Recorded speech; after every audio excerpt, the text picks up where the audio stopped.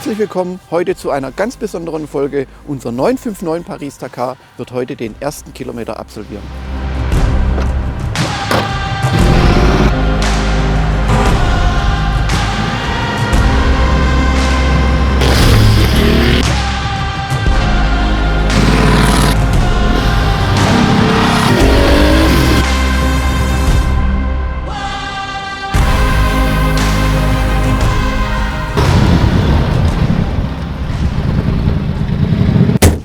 Well, Jacky, thank you very much for this ride. For what? Yeah, for this ride. And For what? The nice drift. For driving in the snow? Huh? It's totally unexpected. Yes.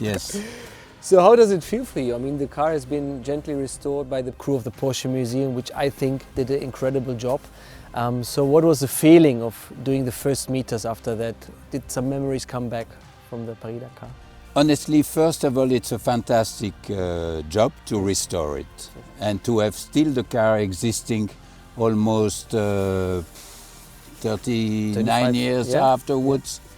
You have to remember, the challenge is to make out of a sport car, and it's a 959, that means a quite sophisticated car, a car who is able to beat classic off-road vehicle made for. Wow. On that aspect, clearly, there was a group of engineers up there who play an important role in it. And I like to mention Roland Cousmol, number one. And the second one is the decision of the head of the development at the time, Helmut Bott, who accept the idea of doing that incredible challenge. But there was one thing he knew.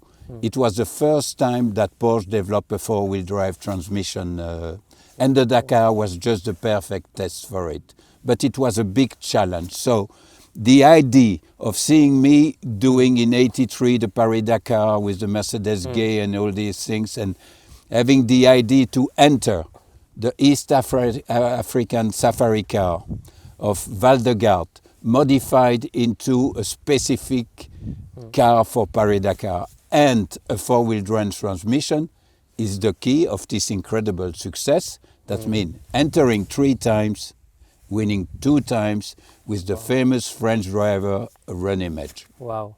When you just said that this was really the sports car, the Porsche 959 Dakar, so what was the handling about this car and what was the specialties and the advantages of the 959 compared to the competition? The first point is that nobody thought in those days we would be successful. But we knew we could do it. And to succeed, we went in September in Algeria. We went to Taman Rasset in the mountains to try the rocky sections. We went in the desert, we went in the dunes. And that's where we have built up our success, in advance, in a way.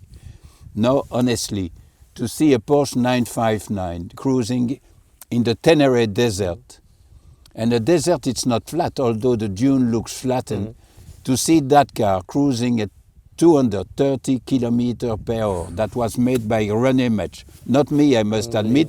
At 210 I stop, I lift off. Wow. Because the desert, it's like the sea. There is not a single dune who is the same. As in the sea, you feel all the waves are the same. It's not true. Suddenly, for an unknown reason, you have a wave which is much higher, much deeper, and then you have a problem. The desert is exactly the same. But you have to imagine that car, the 959 road version that everybody wanted in those days, twin turbo, some electronics, the four-wheel drive transmission, doing 12,000 kilometers on 3 weeks. Wow. With stages that are 8 hours long, 320 liters of fuel, and you have to make the distance at a time with a very limited group of people. All together, the team, when that car won the Dakar, 18 people, 5 mechanics in the plane. The Rennleiter Peter Falk was head of it. 6 people in 2 trucks, 8 by 8, wheel transmission and a 6x6 with 2 drivers, 2 mechanics and 2 people to maintain the stock of parts eventually. Plus the 6 drivers, 18 people. Wow. It's a marathon. It's like, a triathlon, let's say. The mountain, the rocky section, the sand and all this. And that's the reason why we are together today. Yes. Because what has been done at that time, and although the time has run away, it has made this car and the first one, the 911, an iconic car. Absolutely. We are honoring those people. Absolutely. And also probably the hardest race you have on this world, because 3 weeks non-stop, the mileage, the difficulties, the mud sometimes, the sand, the dry. It was a real adventure, and that belongs to the story of Porsche, because every step at Porsche, there is a technical reason, development reason behind it, and that was make Porsche so famous in the world. Wow. It's an incredible brand, 75 years old, or almost 75 years old, and yes, we have been part of it. Yes. I mean, this is for me hard to imagine. I have a very, very special relationship with Roland Kusma, because he chose me back then as a Porsche Junior. And I remember when I joined Porsche, sometimes I asked him, and he would sometimes try to share some stories from the Dakar back in the days, and I could not imagine. And still I cannot up to this day, because this is sounds so unique, you know. And I remember as a kid some of the footages where the helicopters, I think, couldn't catch you or couldn't keep up with the speed. I mean, this is what I remember, but I mean, doing this like for weeks in this car with this power, and I just got a small taste of it running beside you, and it's a powerful car, which like perfectly handling, but to go like on rocks and all these different types, this is just incredible, you know. For and me. it's a sport car, but you're right to mention Roland Kusma and the guys who made the car, because every adventure, every goal, every challenges, it's made by humans. And when you are saying that, you're just honoring those who make the success of a company, in case of Porsche, or the success of an adventure. It's made by men. And you know, as a driver yourself, having been 2 times world champion, you know that the essential of the job is done by people you don't see. Exactly. Yep. You are the 100%. Top of the iceberg. We are the top of the iceberg. But underneath, you're just honoring those who give you the right car and the right tool to win. 100%. And that's the case with with this exceptional story. 100%. When we go back to 1986, there was a double victory. René Metsch won. You finished second, so a wonderful double victory for Porsche. Do you have memories now sitting behind the wheel, how the edition of the 1986 Paris Dakar went? And what was the difficulties at the time? It's very emotional. Yeah.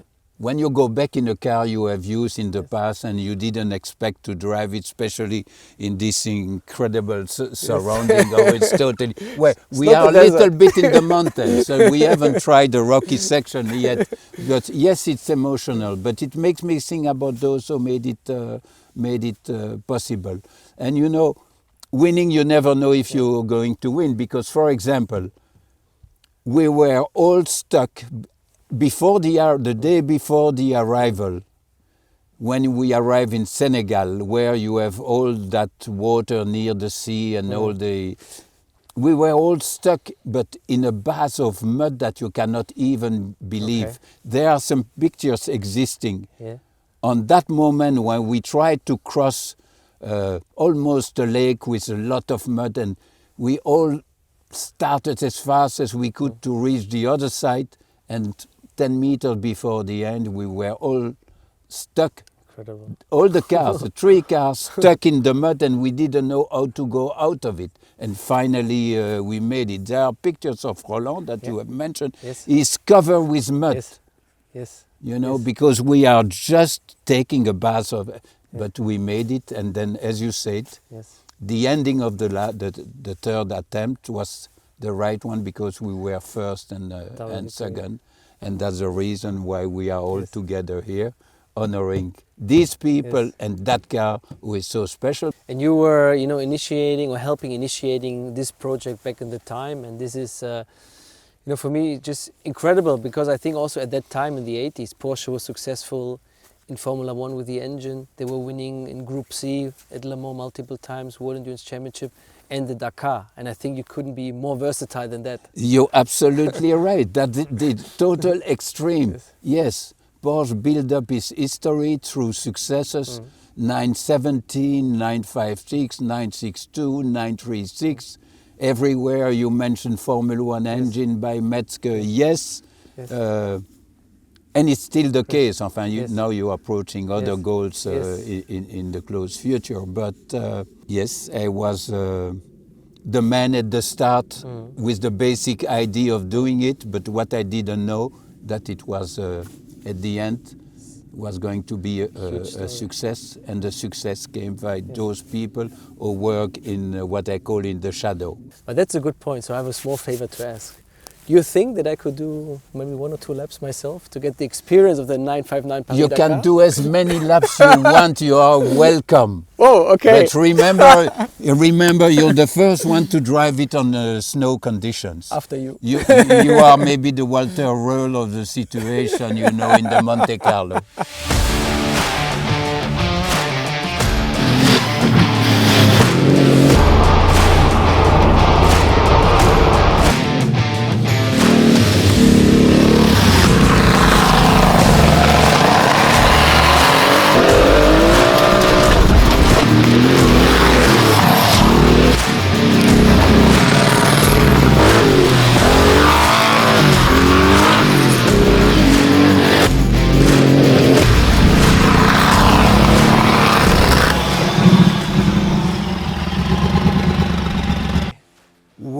Well.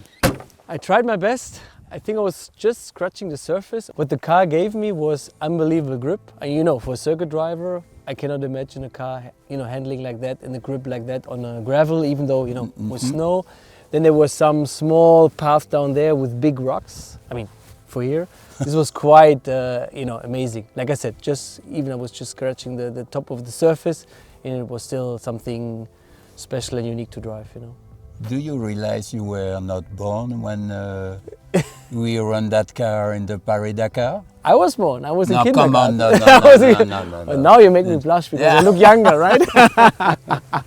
Well, what about going back? One last time? Yeah. Okay, but I believe I'm only the co-pilot, and this is okay. Yes, I'm sorry for you. I'm the oldest one, so it's normal.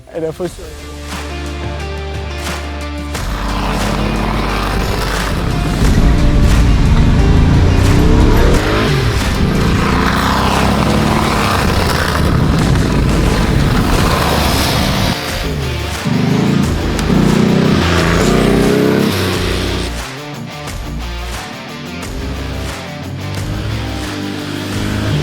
So Kuno, wie war es für dich heute, den 959 nach monatelanger Arbeit und Wiederaufbau fahren zu sehen? Das kann man kaum in Worte zusammenfassen. Ich finde es einfach sensationell, den Wagen jetzt heute wieder fahren zu sehen. Das war einfach kaum mit Worte zu beschreiben. Und für das Museumsteam, also für deine Crew, wie war das heute, den 959 wieder zu bewegen mit dem Originalfahrer? Ich meine, das macht ja die Geschichte erlebbar und begreifbar eigentlich. Oder? Ja, du sagst es gerade. Das Thema ist natürlich, auf der einen Seite war das Auto jahrelang jetzt nur gestanden und jetzt ist eine neue Symbiose da und wir haben den restauriert, sehr sanft, aber dennoch hart fahrbar und dementsprechend steht das ganze Team da und zeigt den Daumen nach oben und sind sehr, sehr happy drüber. Wow.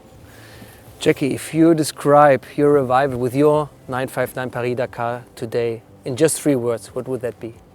It will be, without any doubt, memories, emotions, passion. Wow, I get goosebumps. That's very special.